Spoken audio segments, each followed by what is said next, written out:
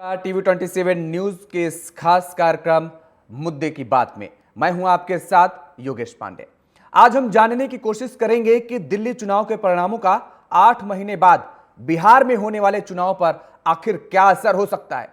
क्या एनडीए और इंडिया गठबंधन के दलों में सीट शेयरिंग को लेकर नए समीकरण बनेंगे, क्योंकि दिल्ली में जीत के बाद एनडीए में बीजेपी की ओर इंडिया गठबंधन में कांग्रेस की बार्गेनिंग पावर बढ़ गई है। बिहार में विधानसभा की कुल 243 सीटें हैं और पिछले विधानसभा चुनाव में कांग्रेस ने 70 सीटों पर चुनाव लड़ा और केवल 19 सीटें ही जीत पाई। खबर है कि आरजेडी चाहती है कि इस बार कांग्रेस 40 सीटों पर चुनाव लड़े। चर्चा है कि आरजेडी सीपीआई एमएल और की सीटें बढ़ाने पर विचार कर रही हैं। पहले तो कांग्रेस 70 मनचाही सीटों पर ही लड़ना चाहती थी, लेकिन दिल्ली चुनाव के बाद पार्टी में मांग उठने लगी कि कांग्रेस को सभी 243 सीटों पर चुनाव लड़ना चाहिए। अब बिहार से कांग्रेस विधायक प्रतिमा दास ने कहा कि क्षेत्रीय दलों से समझौता करने से पार्टी के कार्यकर्ता दूर होते हैं और कांग्रेस अपनी नीति और सिद्धांत भी लोगों के सामने नहीं रख पाती है और इसीलिए कांग्रेस अकेले लड़े और जो सीटें आए उसके साथ सरकार में गठबंधन करे। बीजेपी की बात करें तो दिल्ली चुनाव के बाद से ही पार्टी उत्साहित है और इस बार वो बिहार में 225 सीट जीतने का लक्ष्य बना रही है। 2020 के चुनाव में जेडीयू 115 सीटों पर चुनाव लड़ी थी और 43 सीटें जीत पाई थी। बीजेपी 110 सीटों पर लड़ी थी और 74 पर उसे जीत मिली थी, जबकि लोकसभा चुनाव में बीजेपी ने 17 और जेडीयू ने 16 सीटों पर चुनाव लड़ा और दोनों को 12-12 सीटें पर जीत मिली है। बीजेपी के दावे को जेडीयू लोकसभा चुनाव परिणाम को लेकर खारिज करने की कोशिश करेगी, पर इतना तो तय है कि एनडीए की ओर से सीएम नीतीश कुमार ही रहेंगे।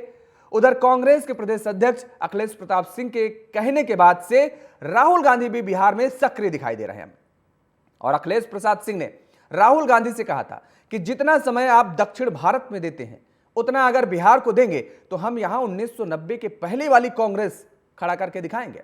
इसके बाद से राहुल गांधी 2 बार पटना का दौरा कर चुके हैं।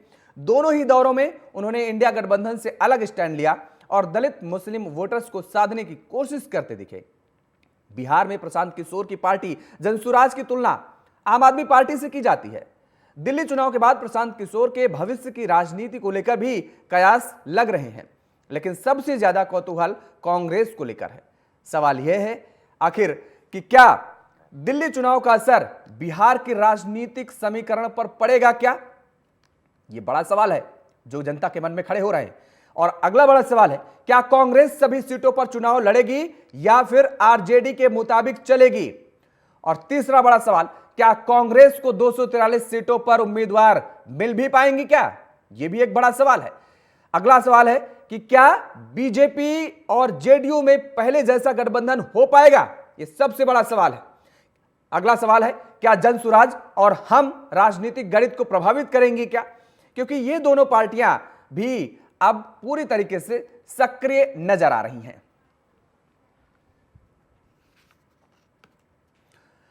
तो लगातार इन सारे सवालों के जवाब तलाशने की हम कोशिश करेंगे। हमारे साथ कुछ मेहमान जुड़े हुए हैं, आपका तारुफ करा देते हैं। सुरेंद्र सिंह है, भारतीय जनता पार्टी के प्रवक्ता, हमारे साथ जुड़े हुए हैं। बहुत स्वागत है आपका सुरेंद्र सिंह जी। अमित तिवारी जी, कांग्रेस के प्रवक्ता, हमारे साथ जुड़े हुए हैं। अमित तिवारी जी, आपका भी बहुत स्वागत है TV27 न्यूज पर। डॉक्टर आशीष सिंह, राजनीतिक विश्लेषक है, हमारे साथ जुड़े हुए हैं। डॉक्टर आशीष सिंह, आपका भी बहुत स्वागत है TV27 न्यूज पर। और शुरुआत अमित तिवारी जी आपसे करेंगे, क्योंकि आपके नेताओं की जो प्रतिक्रियाएं आ रही हैं उसको समझने की जरूरत है, पार्टी को भी और जनता को भी। यह कहा जा रहा है कि अब कांग्रेस बिहार में चुनाव अकेले लड़ेगी, तो क्या 243 सीटों पर जो अकेले लड़ने की बात कांग्रेस के नेताओं या कार्यकर्ताओं की तरफ से कही जा रही है, और ये पहली बार नहीं है, इसके पहले भी कई दफा राज्यों के चुनावों में जो कांग्रेस के कार्यकर्ता राज्य स्तरीय हैं उनमें और केंद्रीय स्तरीय के नेताओं में कुछ खटपट अनबन भी देखने को मिली है। तो क्या बिहार में अकेले लड़ने के मूड में है कांग्रेस अब?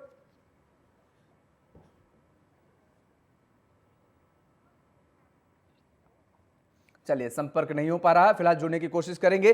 तो अब लगातार ये सवाल खड़े किए जा रहे हैं कि कांग्रेस के अंदर खाने जो चर्चाएं चल रही हैं, कांग्रेस का राज्य स्तरीय जो नेतृत्व है बिहार में, वो जिस तरीके से बातें कर रहा है कि दरअसल गठबंधन के तहत चुनाव नहीं लड़ने की बात की जा रही है। और सबसे बड़ी बात यह कि कांग्रेस के राज्य मुखिया वो साफ तौर पर राहुल गांधी से कह रहे हैं कि जितना फोकस आप दक्षिण भारत में देते हैं, जितनी मेहनत आप दक्षिण भारत में करते हैं, अगर उतनी मेहनत आप बिहार में करेंगे, वही शक्ति आप बिहार में दिखाएंगे, तो शायद बिहार एक बार फिर से, बिहार में कांग्रेस की स्थिति और मजबूत होगी और पुरानी वाली स्थिति एक बार फिर से देखने को मिलेगी।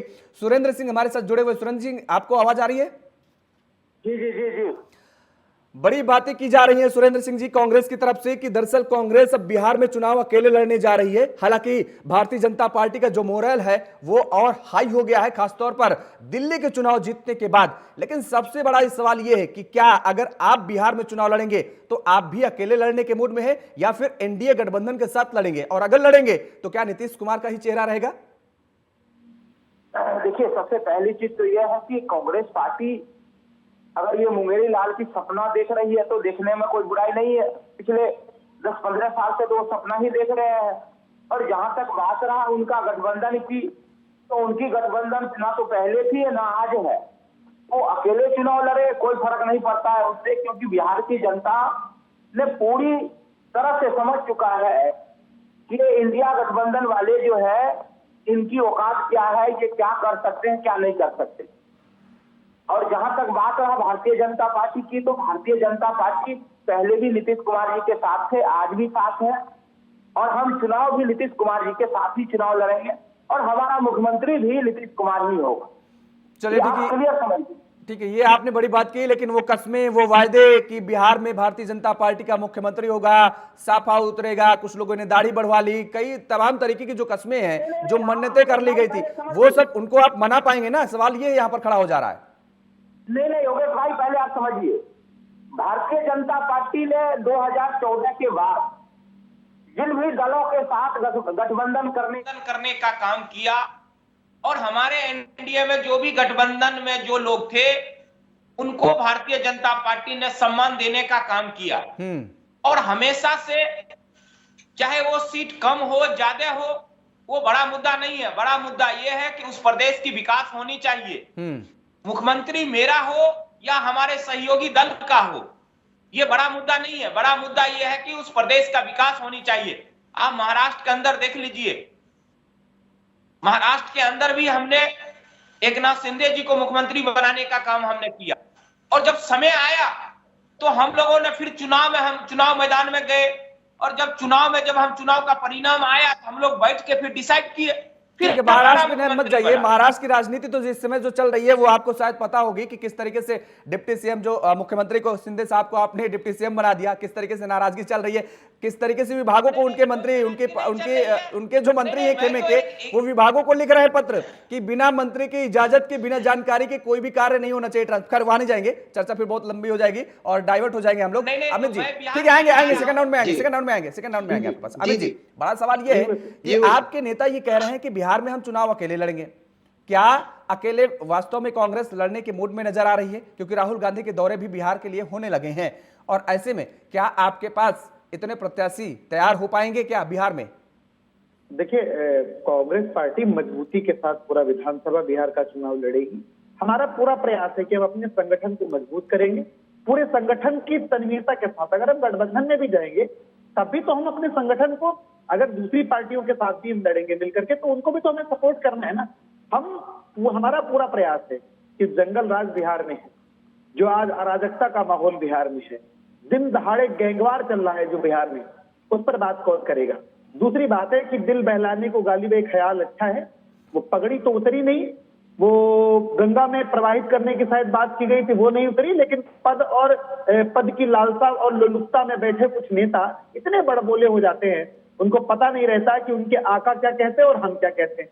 तो भारतीय जनता पार्टी पर तो हंसी इस बात को आती है कि कल तक उनके दरवाजे बंद थे, आज उनकी मेहमान नवाजी होती है। दूसरी बात इसको कहते हैं कांग्रेस पार्टी, योगेश भाई, मजबूती के साथ पूरे बिहार के विधानसभा चुनाव में लड़ेगी। हम संगठन पर बहुत माइक्रो लेवल पर काम कर रहे हैं, और चुनाव आते आते इस चीज की वानगी भी देखने को मिलेगी, जब हमारे सारे प्रत्याशी, हमारा पूरा कैडर, हमारा गठबंधन रहेगा तो गठबंधन के साथ रहेंगे। जो शीर्ष नेतृत्व का हमारे निर्देश होगा हाईकमान, उस पर हम सभी अमल करेंगे और मजबूती से चुनाव लड़ेंगे। ठीक है, आप मजबूती से बात कर रहे हैं, कह रहे हैं गठबंधन होगा तो गठबंधन के तहत चुनाव लड़ेंगे। क्या बार्गेनिंग के लिए तैयार रहेगी कांग्रेस? क्योंकि आरजेडी तो वहां बहुत ज्यादा सीटें देने वाली नहीं मुझे लग रहा है, और अगर अलग अलग चुनाव लड़ते हैं तो क्या दिल्ली वाला हश्र नहीं होने वाला है बिहार में? क्योंकि दिल्ली में यही आरोप लगे कि अगर कांग्रेस चुनाव साथ में लड़ती है आम आदमी पार्टी की, तो शायद बीजेपी चुनाव नहीं जीत पाती। ये लगातार भी आम आदमी पार्टी के नेताओं की तरफ से भी कहा जा रहा है कि सबसे ज्यादा हरवाने का काम अगर किया गया है तो कांग्रेस की तरफ से किया गया है। तो यही स्थिति बिहार में तो पैदा नहीं हो जाएगी? देखिए, किसी की तरफ से क्या कहा गया है, क्या नहीं कहा गया है, कहने का तो हम भी बहुत कुछ कह सकते हैं कि हरियाणा में जाके 0.4% का जो वोट का मार्जिन अंतर है उससे चुनाव जीती भारतीय जनता पार्टी। तो आज वो विषय नहीं है।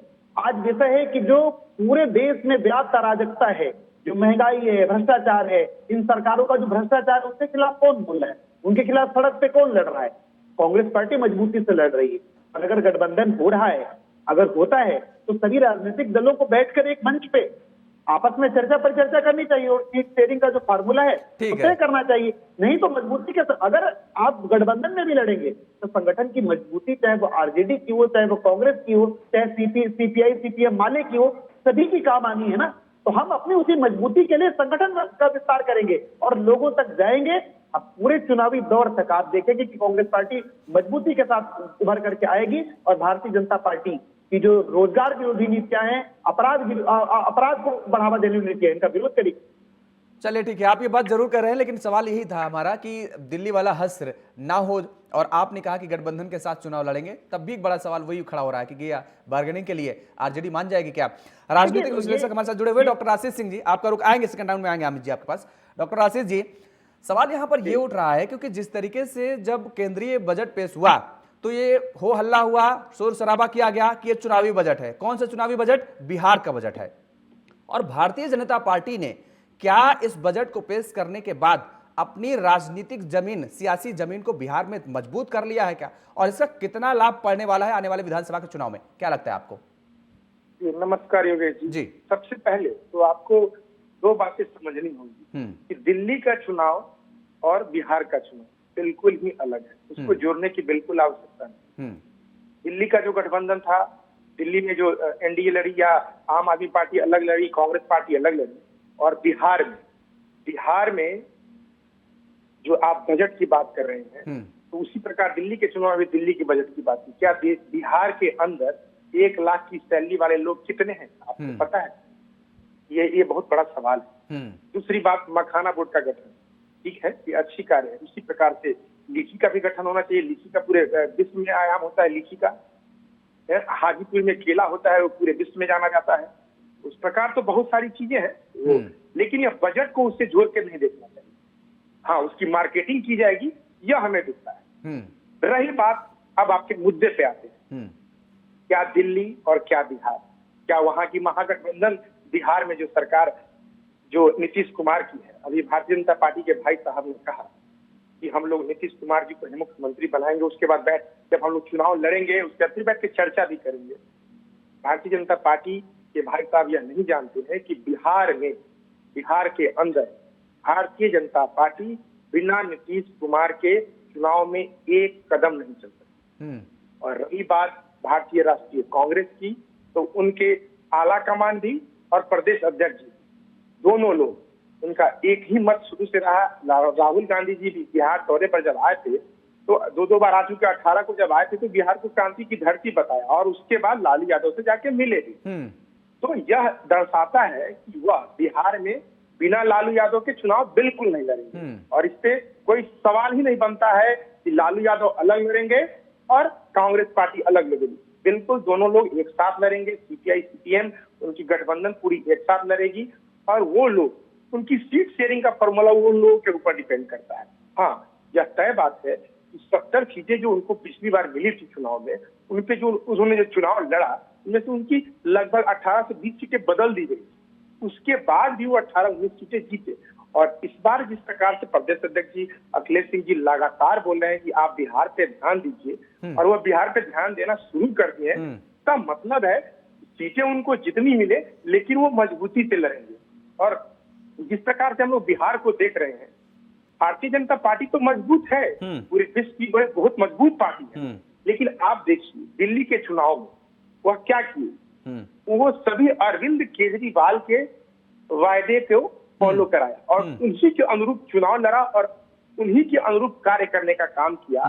और वो भी मोदी जी का चेहरा जो विगत 10-11 वर्षों से चला आ रहा है, उसके बावजूद वो अब 2025 में जाके जीते और वो भी 60+ सीटें नहीं ला पाए। यह भी एक बहुत बड़े समझने की चीज है। उनको पूर्ण बहुमत है, लेकिन यहाँ पे समस्या यह समझने वाली है कि क्या भारतीय जनता पार्टी जो इतनी मजबूत पार्टी है, अपने स्टैंड, अपने संकल्प को मजबूती के साथ जनता के सामने समझा पाती है, उनके कार्य को कर पाती है, फिर भी वह वहां पे अरविंद केजरीवाल के अनुरूप ही कार्य करना पड़ा। उसके बाद वो सत्ता में आई और वो भी पूर्ण बहुमत मिला, लेकिन वो जो दो बार से लगातार जो आम आदमी पार्टी का ट्रेंड चला रहा था 60+, वैसा भारतीय जनता पार्टी को नरेंद्र मोदी जैसा चेहरा होने के बावजूद भी नहीं मिल पाया। ठीक है। और रही हार, एक सेकंड, 2 लाइन और बोल, ये जो हार है वो बिल्कुल ये दिखता है कि कांग्रेस पार्टी की वजह से हार है।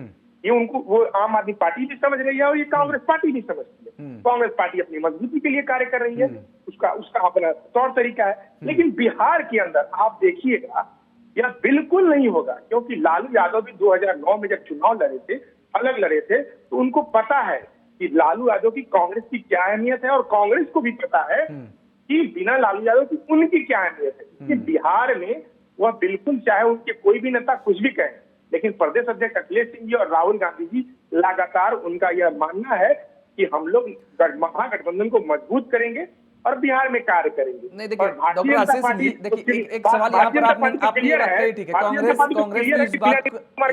कांग्रेस को इस बात की जानकारी है कि बिहार में क्या स्थिति है, लालू प्रसाद यादव के बिना उनकी स्थिति क्या है वो बखूबी जानते हैं। ऐसा नहीं है, ये पहला राज्य नहीं है। उत्तर प्रदेश में उनकी क्या स्थिति है वो कांग्रेस को पता था, लेकिन जब गठबंधन की बात आई, लोकसभा के चुनाव हो रहे थे, तो समाजवादी पार्टी से गठबंधन में कितने पापड़ बेलने पड़े, कितने दौर की बैठकें हुई, कितने बार की खबरें आई कि अब गठबंधन टूटा कि तब टूटा, अब सीट बंटवारे को लेकर के किस तरीके से लगातार बार्गेनिंग की जा रही थी, वो हमने देखा। बहरहाल बाद में बात बन गई, समाजवादी पार्टी के जो शर्तें थे उन शर्तों पर कांग्रेस है, उसका फायदा भी कांग्रेस को मिला, ऐसा नहीं है, और दोनों पार्टियों को कहेंगे मिला। हरियाणा में क्या स्थिति हुई, हरियाणा में बार्गेनिंग चलती रही, हरियाणा का जो प्रदेश नेतृत्व रहा वो लगातार नाराज हो रहा। अब अखिलेश सिंह का आप जो जिक्र कर रहे हैं बिहार में, वो भी तो चाहेंगे कि हम अकेले चुनाव लड़ें, और उसके बाद जब अगर ऐसी स्थिति में नहीं आते हैं कि हम सरकार बना पाए पूर्ण बहुमत से, तो जो भी अगर गठबंधन की सरकार बनाएंगे, चर्चाएं तो यही हो रही है। कांग्रेस का जो नेतृत्व है वहां का राज्य स्तरीय, वो तो यही कह रहा है ना कि चुनाव अलग लड़े और उसके बाद अगर स्थिति बनती है सरकार बनाने की तो आरजेडी के साथ शामिल हो जाएं। लेकिन क्या फिर वो स्थिति बन पाएगी क्या? क्योंकि वोट का बिखराव तो होगा ना, वोट का अगर 500,000 भी बिखराव हो रहा है तो वो भी बड़ा मायने रखता है, और विधानसभा के चुनाव में खासतौर पर। देखिए योगेश जी, एक चीज तो यहाँ क्लियर समझ में आ रहा है कि अखिलेश सिंह जी ने एक बार भी नहीं कहा है कि हम बिना आरजेडी के, बिना महागठबंधन के चुनाव में जाएंगे। उनके प्रदेश के और नेताओं ने कहा है, ये हम लोगों ने भी सुना है, लेकिन उनकी जो बिहार की जो नेतृत्व है अखिलेश सिंह जी की, वह एक बार भी इन शब्दों का जिक्र नहीं किए हैं। और रही वो सीटों की बात, आप जो यूपी की बात करें तो वो बातें होती हैं, क्योंकि सीट शेयरिंग पे जब मामला फंसता है तो लोग अपनी अपनी बातें रखते हैं और अपना पक्ष मजबूती से रखते हैं। ये देखिए पोस्ट अलायंस महागठबंधन में एक चीज तो समझ में आ रहा है आपको, अगर 2009 का चुनाव अगर ध्यान में होगा, याद करेंगे आप लोग, तो आप वो ट्रेंड देखिए, कभी एक बार भी उसके बाद से नहीं हुआ है या नहीं हो सकता है, क्योंकि लालू यादव और सोनिया गांधी वो समझते हैं कि बिहार की राजनीति को, और बिहार की राजनीति को सब लोग उत्तर प्रदेश से भी ज्यादा बिहार की राजनीति को समझा जाता है। बिहार की राजनीति की अलग स्तर की राजनीति है। वहां पे जाने के बाद लालू यादव के अलावा कोई नेता ही नहीं है। आप देखिए ना, भारतीय जनता पार्टी इतनी मजबूत पार्टी है, सभी लोग, हम लोग मानते हैं और पूरा विश्व भी मानता है, नरेंद्र मोदी के चेहरे पे एक मजबूत सब लोगों को पकड़ है।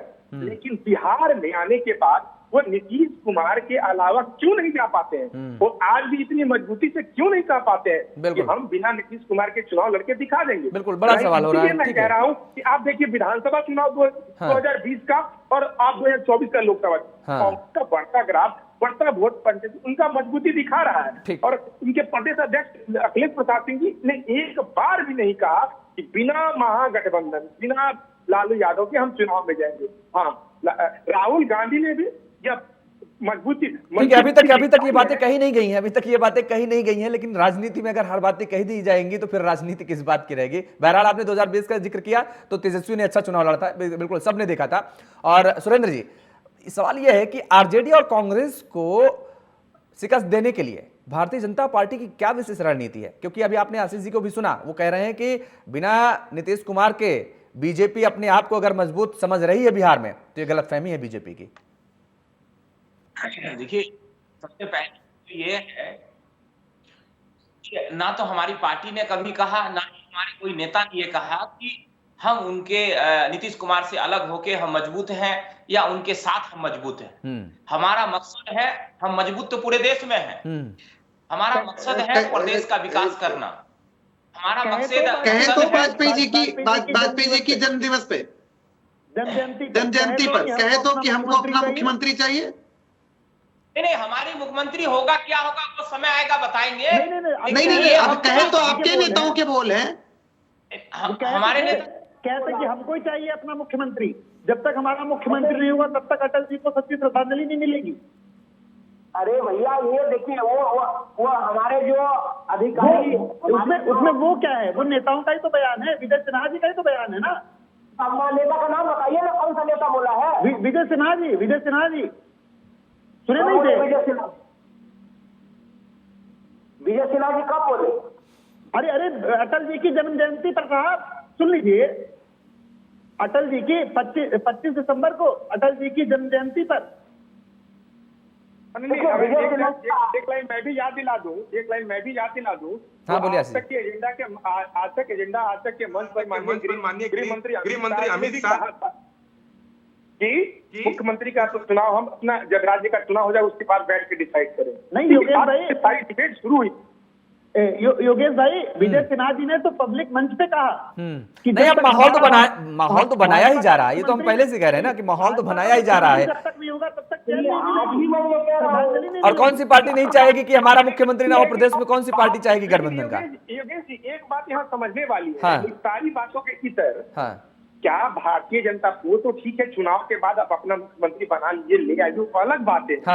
लेकिन इन सबों से इतर क्या ये सवाल का जवाब उनके पास है कि क्या बिना नीतीश कुमार के वो मजबूत है? नहीं, सुरेंद्र जी कह रहे हैं कि हम बिना नीतीश कुमार के नहीं। हालांकि इनके कुछ नेता कह रहे हैं कि नहीं ठीक है, चुनाव लड़ा भी जा सकता है, देखा जाएगा जब चुनाव आएगा तब देखा जाएगा। लेकिन सुरेंद्र कुमार कह रहे हैं कि बिना नीतीश कुमार के हम कुछ नहीं है। नहीं, सुरेंद्र कुमार भी कह रहे हैं कि बातों का सम्मान किया जा रहा है। जीता था या नहीं जीता था, ये समय का है, आप समय के ऊपर छोड़ दीजिए। और दूसरी बात, बिहार के चुनाव की बात, बिहार की राजनीति के अलग रास्ते पे जाती है। लेकिन उत्तर प्रदेश के लिए, महाराष्ट्र के लिए, तमाम जगह का चुनाव को अलग रख दीजिए और बिहार के चुनाव को अलग रखना, क्योंकि बिहार का चुनाव जो है जाति के हिसाब से कई तो आप ये छोड़ दीजिए।